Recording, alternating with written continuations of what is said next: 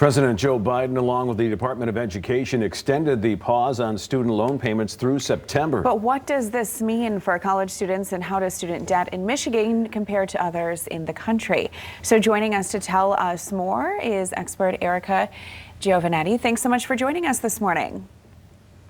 Thank you for having me. Well, let's first talk about the student debt here in the state of Michigan. Is it getting out of hand, or where are we?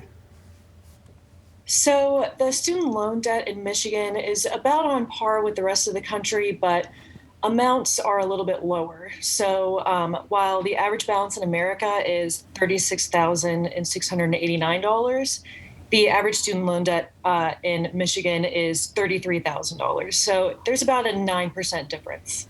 1.4 million Michigan residents currently owe federal or private student loan debt. So, it's a really big burden on people's finances right now. For sure, I feel that definitely. So let's talk a little bit. Obviously, this has been extended. So just give people the details on that and like what you should do to try and get ahead of this. You know what I mean? If you can, some different options. Definitely. So during his first day in office, Biden extended the forbearance program that was enacted last March by the previous administration. And this means that payments are temporarily paused until then, and interest doesn't accrue during this time. This basically means that borrowers don't have to choose between paying their groceries, paying high interest credit cards, and paying their student loans. Right now, it's not like all of your payments are going to go toward the principal of your loan.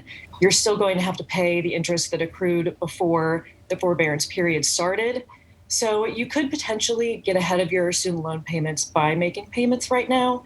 But if you have high interest credit card debt or other more important bills that you need to pay right now, you could really prioritize those, or maybe even start building up your emergency fund.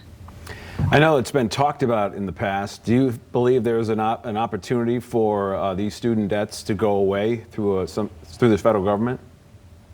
Yeah, so on the campaign trail, Biden talked about how he supported forgiving up to $10,000 in student loan debt per borrower. And keep in mind that this is federal student loan debt, so people with private student loans wouldn't be affected. Same with the forbearance period right now.